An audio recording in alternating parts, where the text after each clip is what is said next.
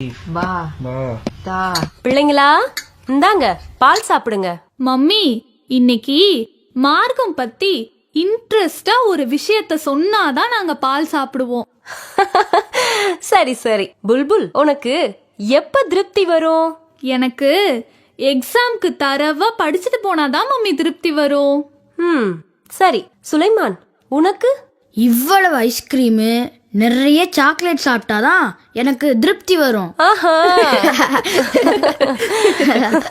புல்புல், சுலைமான், ஒரு மனிதனோட செயலை பார்த்து எப்போ அல்லாஹ் திருப்தி அடைவான்னு உங்களுக்கு தெரியுமா?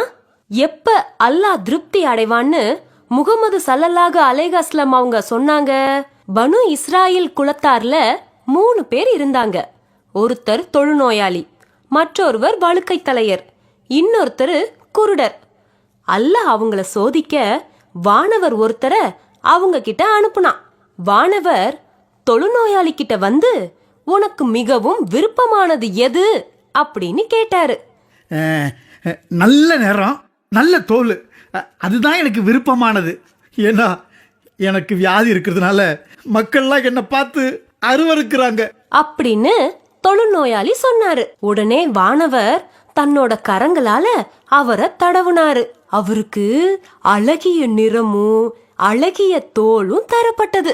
அப்புறம் வானவர், உங்களுக்கு எந்த செல்வம் மிகவும் விருப்பமானது அப்படின்னு கேட்டாரு. எனக்கு ஒட்டகம்தான் விருப்பமானது அப்படின்னு தொழுநோயாளி சொன்ன உடனேயே கருத்தரித்த ஒட்டகம் அவருக்கு கொடுக்கப்பட்டது. உடனே வானவர், இதில் உனக்கு பரக்கத் வழங்கப்படும் அப்படின்னாரு. அப்புறமா வானவர் வழுக்கை தலையர்ட்ட போனாரு. உனக்கு மிகவும் விருப்பமானது எது அப்படின்னு கேட்டாரு. எனக்கு அழகான முடி வேணும். இந்த வழுக்க என்னை விட்டு போய்விடணும். அதுதான் எனக்கு மிகவும் விருப்பமானது.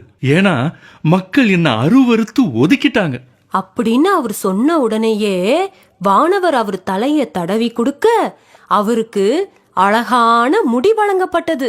அப்போ வானவர் வழுக்கை தலையர்ட்ட, எந்த செல்வம் உனக்கு விருப்பமானது அப்படின்னு கேட்டாரு. எனக்கு மாடுதான் விருப்பமான செல்வம் அப்படின்னு சொன்னாரு.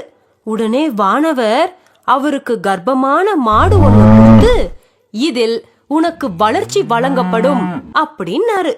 அதுக்கப்புறம் வானவர் குருடர்ட்ட போனாரு. உனக்கு விருப்பமானது எது அப்படின்னு கேட்டாரு.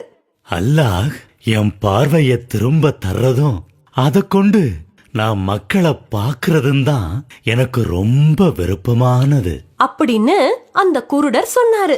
உடனே வானவர் அவரை தடவி விட அல்லாஹ் அவருக்கு பார்வைய திரும்ப தந்தான். அப்போ வானவர், உனக்கு எந்த செல்வம் விருப்பமானது அப்படின்னு கேட்டாரு. எனக்கு ஆடுதான் ரொம்ப விருப்பமானது அப்படின்னு அந்த குருடர் சொன்னதும் கருவுற்ற ஆடு ஒன்றை கொடுத்தாரு.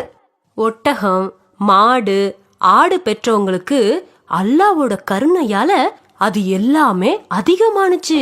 குட்டிகள் நிறைய ஈன்றெடுக்க பெற்றாங்க.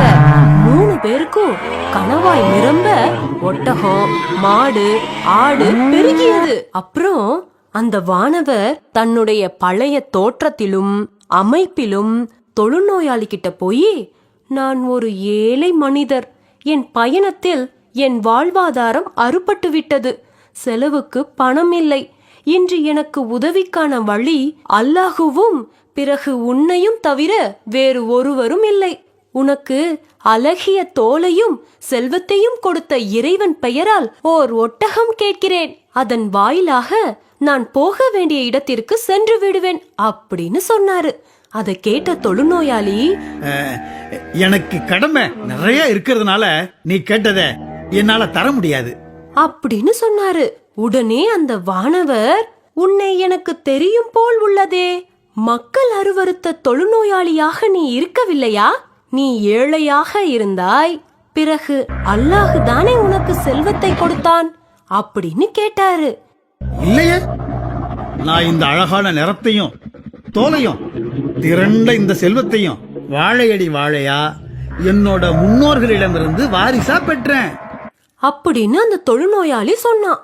உடனே அந்த வானவர், நீ பொய்யனாக இருப்பதால் நீ எப்படி இருந்தாயோ அப்படியே அல்லாஹ் உன்னை மாற்றிவிடட்டும் அப்படின்னு சொன்னாரு. அப்புறம் அந்த வானவர் வழுக்கை தலையர்ட்ட தன்னுடைய பழைய தோற்றத்திலும் அமைப்பிலும் அவர் முன்னாடி போய் முன்பு தொழுநோயாளி கிட்ட சொன்னதை போலவே சொன்னாரு. வழுக்கை தலையனும் தொழுநோயாளி சொன்னது போலவே பதில சொன்னான். வானவரும் உன் கூற்றில் பொய் இருப்பதால் நீ முன்பு எப்படி இருந்தாயோ அப்படியே உன்னை அல்லாஹ் மாற்றிவிடட்டும் அப்படின்னு சொன்னாரு. கடைசியா வானவர் தன்னுடைய பழைய தோற்றத்திலும் அமைப்பிலும் குருடர்கிட்ட போய், நான் ஒரு ஏழை மனிதன், வழிப்போக்கன், என் வாழ்வாதாரம் வழிச்செலவுக்கான பணம் தீர்ந்து போய்விட்டது.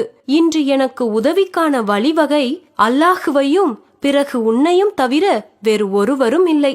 என் பயணத்தில் என் தேவையை தீர்த்து கொள்ள உதவும் ஆடு ஒன்றை தரும்படி உனக்கு பார்வையை திரும்ப தந்தவன் பெயரால் கேட்கிறேன் அப்படின்னு சொன்னாரு. நான் குருடனாத்தான் இருந்தேன். அல்லாஹ் என் பார்வைய திரும்ப தந்தான். நான் ஏழையா இருந்தேன், என்ன செல்வந்தனாக்குனான். அதனால நீ விரும்புறத எடுத்துக்க. அல்லாஹுவின் மீது ஆணையாக நான் இன்னைக்கு கொடுக்கிற எந்த பொருளையும் நீ திரும்ப தரும்படி அல்லாஹுவிற்காக நான் சிரமப்படுத்தவே மாட்டேன் அப்படின்னு அந்த குருடர் சொன்னாரு. உடனே அந்த வானவர், உன் செல்வத்தை நீயே வைத்துக்கொள், இது உங்களை சோதிப்பதற்காகத்தான். அல்லாஹ் உன்னை குறித்து திருப்தி அடைந்தான். உன் இரு தோழர்களான தொழுநோயாளி மீதும் வழுக்கை தலையர் மீதும் கோபம் கொண்டான் அப்படின்னு வானவர் சொன்னாரு. இதை அல்லாஹுவின் தூதர் ஸல்லல்லாஹு அலைஹி வஸல்லம் அவர்கள் கூறியதை கேட்டு அறிவிப்பவர் அபூ ஹுரைரா ரலியல்லாஹு அன்ஹு அவர்கள். இது புகாரியில் 3464 செய்தியாக பதிவு செய்யப்பட்டுள்ளது. இதிலிருந்து நாம என்ன தெரிஞ்சுக்கிட்டோம்? நமக்கு கொடுக்கப்பட்ட அனைத்து செல்வமும் அல்லாஹ் கொடுத்தது. அத நாம இல்லாதவங்களுக்கும் ஏழைகளுக்கும் கொடுக்கும் போதுதான் அல்லாஹ் நம்ம குறித்து திருப்தி அடைவான். நல்லா புரிஞ்சுக்கிட்டீங்க. அதுபோல வாழ்க்கையிலையும் நீங்க சரியா கடைபிடிக்கணும். இந்தாங்க பால் சாப்பிடுங்க. சரி, அல்லாஹும்ம பிஸ்மிக்க அமுத்து வாஹியான்னு துவா கேட்டுட்டு தூங்குங்க.